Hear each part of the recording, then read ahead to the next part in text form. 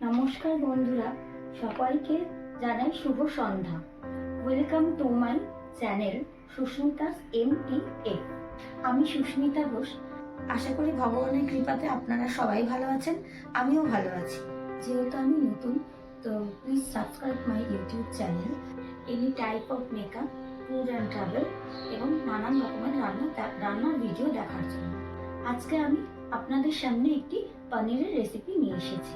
Masala Shahi paneer without onion and garlic, অর্থাৎ পেঁয়াজ রসুন ছাড়া শাহি পনির মশলা। তো আপনাদের আমি আগেই বলে দিই মশালা শাহি পনির করতে কি কি উপকরণ লাগবে। আমি উপকরণগুলো মুখেও বলবো এবং আপনারা স্ক্রিনেও সেই উপকরণগুলো দেখতে পাবেন। উপকরণগুলো আমি বলছি। আমি আমার মতো 200 গ্রাম পনির নিয়েছি। আপনি আপনার পরিমাণ মতো পনিরটা নেবেন। 2টো আলু, 4টে টমেটো, 2টো শুকনো লঙ্কা, 20-25টা কাজু বাদাম আর 20 গ্রাম আদা ছোট ছোট করে কেটে নিয়েছি। গুঁড়ো মশলার মধ্যে হলুদ গুঁড়ো, ধনে গুঁড়ো, লাল লঙ্কা গুঁড়ো, গরম মশলা গুঁড়ো, শাহি পনির মশলা গুঁড়ো। গোটা মশলার মধ্যে হচ্ছে 2টো মিডিয়াম সাইজের দারচিনি, 5টা এলাচ আর 5টা লবঙ্গ আর 2টো বড় বড় তেজপাতা। আর নিয়েছি টক দই, আমুল ফ্রেশ ক্রিম, কাসুরি মেথি, লবণ, শেষে একটু মধু। তো চলুন এবার মশালা শাহি পনির উইদাউট গার্লিক অনিয়ন রান্নাটা দেখানো যাক। Let's start. কড়াইটাকে আমি প্রথমে ভালো করে গরম করে নিলাম। তারপরে তাতে 4 চামচ সাদা তেল দিয়ে নিলাম। তারপরে তেলটি গরম হয়ে যাওয়ার পরে 200 গ্রাম পনিরটিকে আমি দুভাগে ভাগ করে নিয়েছিলাম। সেই দু ভাগগুলোকে আমি আলাদা আলাদা করে আমি ভেজে নিলাম।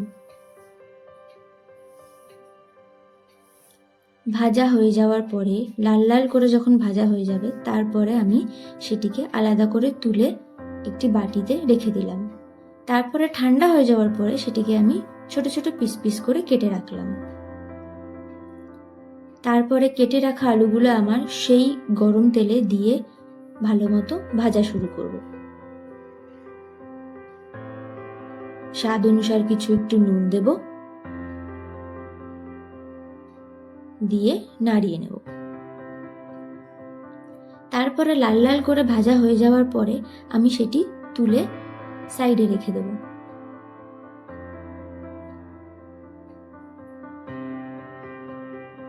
সাইডে আমরা এটা ঠান্ডা হতে দিলাম।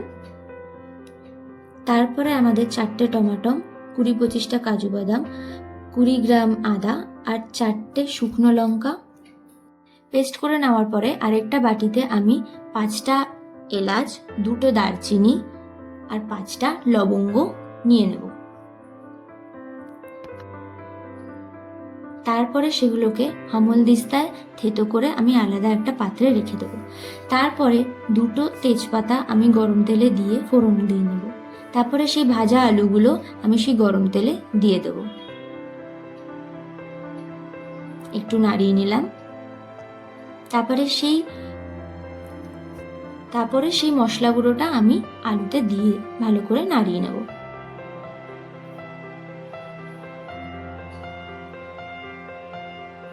নাড়ানো হয়ে যাওয়ার পরে আমি একটু কাঁচা লঙ্কা মাঝখান থেকে চিড়ে কেটে সেই আলুর মধ্যে দিয়ে আর একটু ভালো করে নাড়িয়ে নেব। তারপরে 2 চামচ রেড চিলি পাউডার, 1.5 চামচ ধনে গুঁড়ো আর 1 চামচ হলুদ পাউডার আমরা এতে দিয়ে ভালো মতো নাড়িয়ে নেব।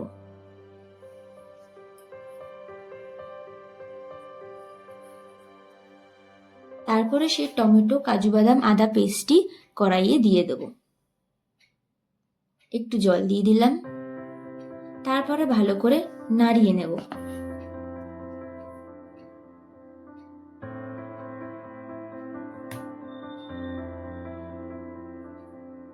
তারপরে ঢেকে দিলাম।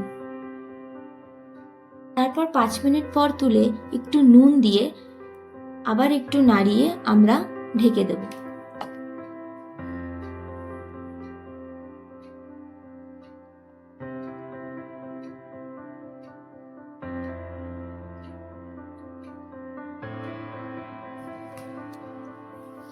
আপনারা দেখতেই পাচ্ছেন ভালো করে গ্রেভিটা কষে যাচ্ছে, তেলগুলো সাইডে বেরিয়ে আসছে।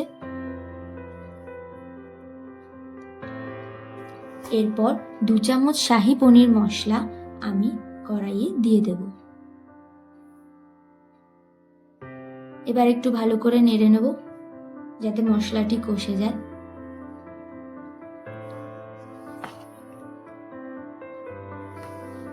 এবার আমি ঢেকে দেব। 5 মিনিট পর 2 চামচ টক দই,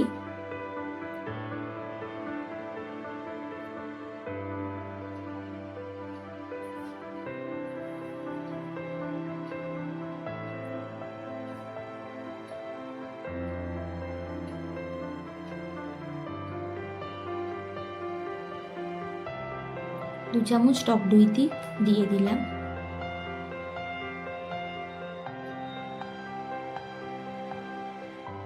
দিয়ে একটু ভালো করে নাড়িয়ে নিলাম।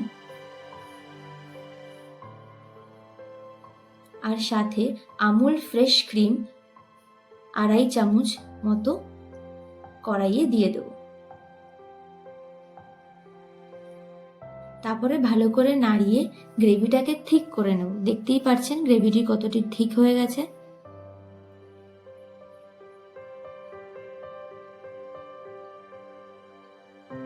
তারপরে একটু ঢেকে দিলাম। তারপরে ঢাকনিটি তুলে স্বাদ অনুসার 1/2 চামচ গরম মশলা দিয়ে দিলাম। সাথে কসুরি মেথি একটু হাতে ঘষে আমি চারিদিকে ছড়িয়ে দিলাম কড়াইয়ে। তারপর একটু গ্রেভিটি যেহেতু টাইট হয়ে গিয়েছিল তা আমি সেই বুঝে জল দিয়ে দিলাম।